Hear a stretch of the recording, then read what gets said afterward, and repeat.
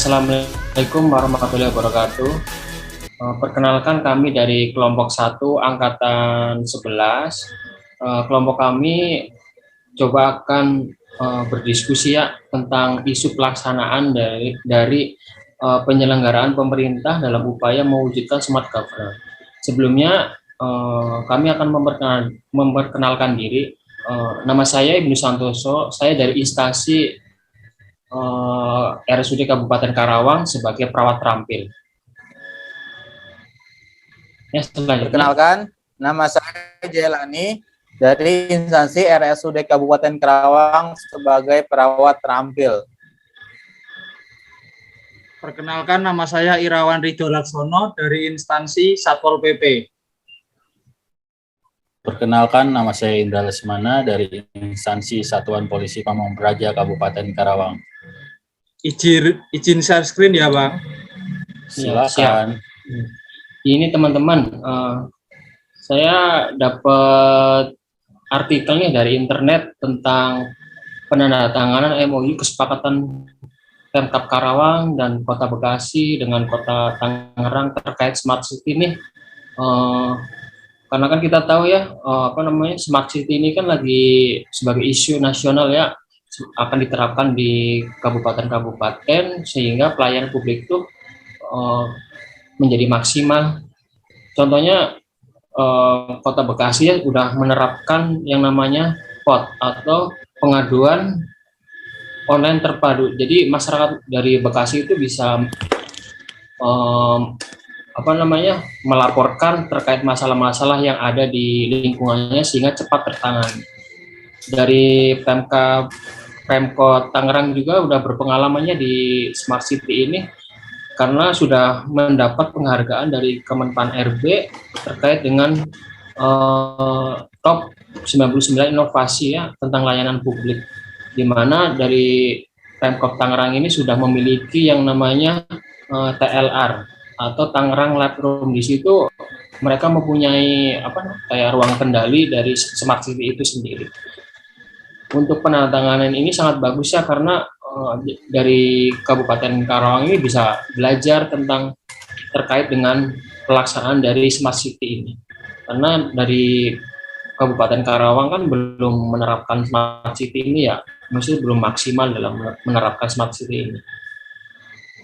Dari teman-teman apa ada tanggapan tentang artikel ini?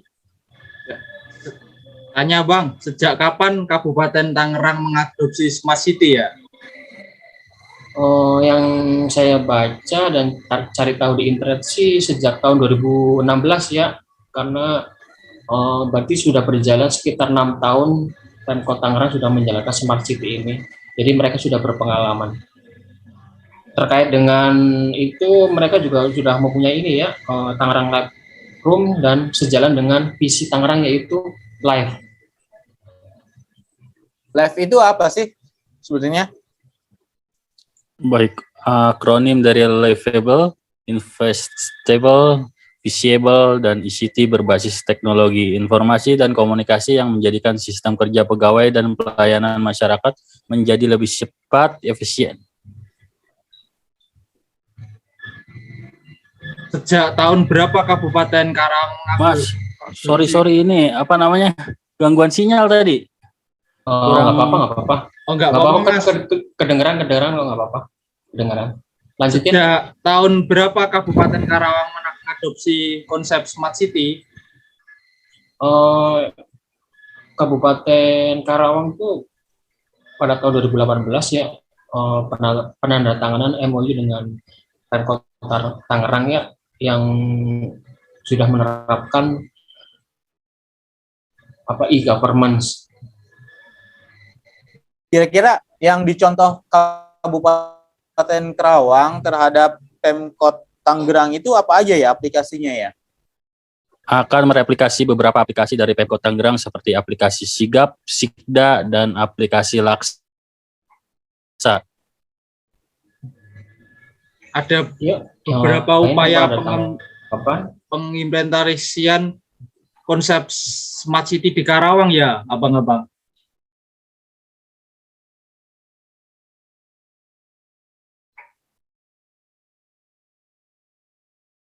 di aplikasi Dukcapil ya untuk pengurusan KK dan lain-lain, terus tiketing di destinasi wisata, Gokar Sikang Prabu ya tentang informasi wisata sama budaya, sama sudah ada perizinan online dan aplikasi tentang lowongan kerja ya. Jadi nanti bisa online semua di situ pencari kerja. Kalau smart city itu apakah harus berbasis teknologi aja kira-kira? Iya, karena mewujudkan smart city tidak selalu mengenai belanja teknologi, melainkan pola pikir dan keinginan menjadi lebih baik, Pak. Ini kan tadi kan udah ada diskusi tentang sedikit tentang smart city. Untuk teman-teman udah tahu belum nih ya pengertian tentang smart city itu apa gitu? Ya, izin jawab Kang. Smart Boleh. city menurut saya adalah sebagai kota yang mampu menggunakan SDM, modal sosial, dan infrastruktur telekomunikasi modern untuk mewujudkan pertumbuhan ekonomi berkelanjutan. Menurut abang-abangnya ada lagi? Mungkin saya mau yang lain? menambahkan. Boleh.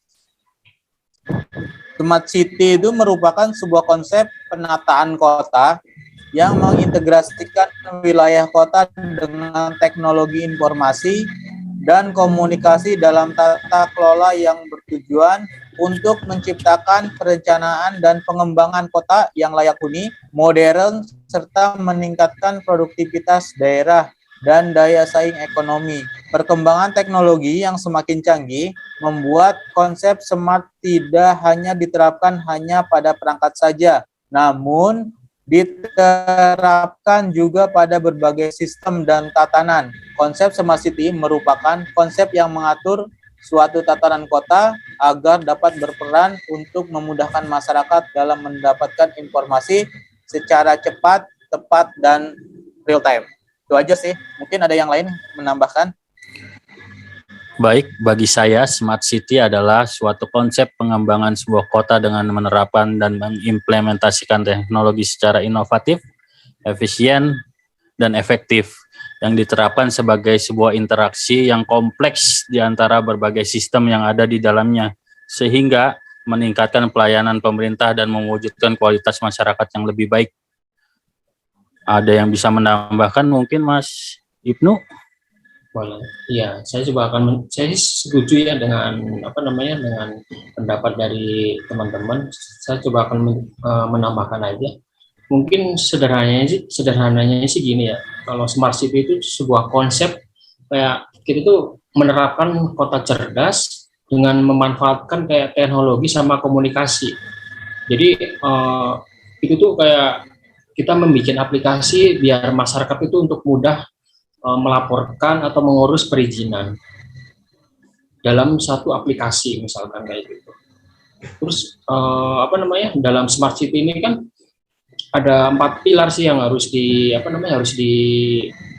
dilaksanakan ya. Yang satu tuh kayak people ya, kayak penggunanya harus ada. Kalau misalnya kita sistem harus ada penggunanya nih. Terus juga kita harus mengenal nih karakter dari penggunanya itu seperti apa, sama budaya yang ada di masyarakat di situ seperti apa gitu. Terus yang kedua itu ada mekanisme dan standar pelayanan dari pemerintah daerah itu. Terus yang ketiga ada infrastruktur ya, karena dengan smart city ini harus ada infrastruktur yang mendukung untuk jalannya smart city itu. Terus yang keempat struktur ya kelembagaan yang mengawasi smart city itu. Jadi harus ada instansi atau lembaga yang mengawasi jalannya smart city itu, karena itu kan kebijakan ya, harus ada evaluasi dalam pelaksanaan sama nanti kendala-kendala apa sih yang ada di pelaksanaan smart city itu. Itu aja sih pendapat saya mah. Tujuannya smart city apa ya Bang ya kira-kira ya? Untuk tujuan smart city ada 3. Jika daerah menerapkan smart city, diantaranya 1, mewujudkan efisiensi, 2, memperbaiki pelayanan publik. Ketiga, meningkatkan kenyamanan dan kesejahteraan masyarakat. Dari ketiga tujuan Smart City tersebut, maka akan meningkatkan kualitas hidup masyarakat, sebab berbagai infrastruktur yang dibuat hingga pelayanan semuanya berorientasi modern. Demikian begitu Pak, untuk tujuan Smart City. Ya, pendapat sih ya, Mas. Mungkin ada tanggapan lain. Kalau untuk manfaat dari Smart City ini apa ya? Ada yang punya pendapat manfaat dari Smart City? Saya untuk manfaat Smart City ada 4. Yang pertama, membantu kota memerangi kejahatan dan meningkatkan keselamatan masyarakat.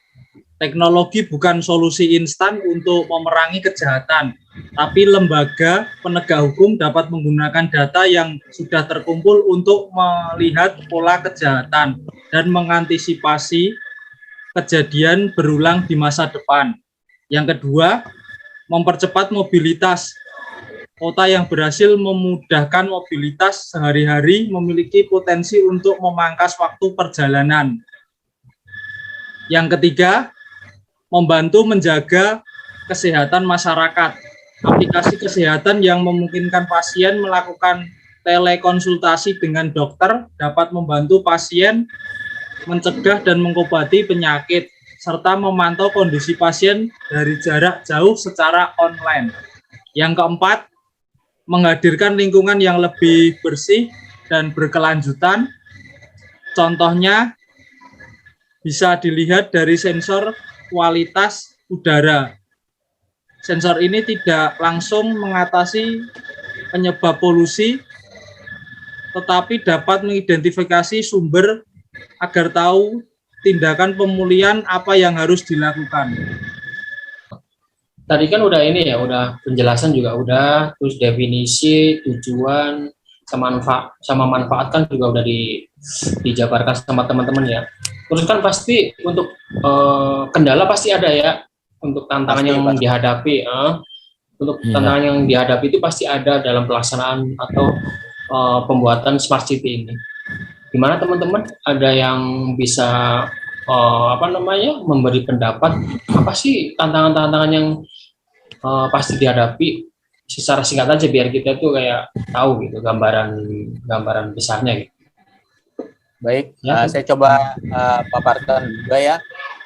Sepengetahuan saya kalau misalkan ingin penerapan Smart City pasti ada tantangannya. Yang pertama itu infrastruktur menjadi elemen dasar. Jadi misalkan kota ini akan menerapkan Smart City. Nah, jadi aplikasi-aplikasinya itu adalah elemen dasar yang menjadi tantangan besar. Karena apa? Jika aplikasinya ini terlalu sulit untuk masyarakat, itu juga menjadi tantangan besar. Nah, sebisa mungkin infrastruktur ini seperti aplikasi-aplikasinya ini mudah gitu dipahami oleh masyarakat luas. Nah, yang kedua, infrastruktur IT Smart City-nya itu juga harus fleksibel dan lancar gitu. Jangan sampai aplikasi yang sudah dibuat itu apabila banyak orang yang memakai, misalnya kayak lemot gitu dan sebagainya, nah itu adalah tantangan besar. Sehingga harusnya aplikasi ini dibuat se-fleksibel mungkin dan selancar mungkin kayak gitu. Terus yang ketiga, kota juga membutuhkan pemrosesan dan analisis data yang efektif dan efisien. Jangan sampai datanya ini untuk penyimpanannya itu kurang gitu. Jadi harus benar-benar harus disiapkan secara matang gitu. Jangan sampai ada batasannya gitu. Masyarakat sudah menggunakan perangkat ini, tapi datanya kurang dan sebagainya. Mungkin itu aja sih dari saya. Mungkin ada tambahan lagi dari teman-teman. Boleh saya melanjutkan 3 tantangan dari Pak Jailani? Boleh, coba. Ya, untuk tantangan yang selanjutnya yaitu kota harus melindungi data penduduk untuk meredakan masalah privasi. Sementara infrastruktur memberikan landasan bersama dan menawarkan kemampuan tingkat lanjut. Data terbuka dan kepercayaan publik sangat membebani keberhasilan proyek Smart City. Oleh karena itu, Organisasi diwajibkan untuk menjaga transparansi dan pengawasan. Yang tantangan selanjutnya adalah perbedaan politik bisa menjadi penghalang untuk penerapan Smart City. Dinamika yang rumit dan siklus politik adalah tantangan berkelanjutan lainnya yang dapat menghambat inisiatif Smart City. Proyek kota pintar berskala besar seringkali menantang untuk didanai. Oleh karena demikian, perlu memerlukan dukungan dari banyak pemangku kepentingan. Untuk tantangan yang selanjutnya adalah organisasi sektor publik dan swasta perlu berkoordinasi, kolaborasi dan kerjasama antara pemangku kepentingan utama di Kota Madia dan sektor swasta dapat menjadi rintangan lain bagi Smart City. Instansi pemerintah dan organisasi sektor swasta sering enggan untuk berbagi data sensitif atau membuat standar pada jaringan, alat, dan infrastruktur. Ada tambahan mungkin dari teman-teman yang lain? Sudah cukup sih, sudah cukup ya mewakili lah semua kendala-kendala yang bakal dihadapi sih. Dan udah panjang lebar kan ya dari pembahasan Smart City ini untuk isu penerapannya di Kabupaten Karawang. Untuk teman-teman bisa nggak sih ya menyimpulkan tentang diskusi kita tentang penerapan dari Smart City ini? Ya, ada teman yang bisa. Saya mencoba menyimpulkan. Untuk kesimpulan dari pembahasan Smart City, diharapkan mampu mendukung terwujudnya solusi masif dan kompleksitas masalah pembangunan, khususnya kawasan perkotaan yang memang membutuhkan strategi dan penanganan yang optimal. Kehadiran Smart City ini diharapkan dapat menjadi energi tambahan dalam mengakselerasi solusi dan pencegahan permasalahan perkotaan yang pada gilirannya akan mewujudkan kehidupan yang sejahtera, nyaman, dan berkelanjutan. Solusi yang umum mewujudkan Smart City adalah tentang mindset, bahwa pola kerja pemerintah dalam melayani masyarakat harus dirubah menjadi lebih baik dan cepat. Tinggal kita bertanya, apakah pemerintah daerah Kabupaten Karawang sudah seperti itu? Membangun Smart City tidak bisa instan, hanya 5 atau 10 tahun. Harus ada konsistensi dan harus berkelanjutan.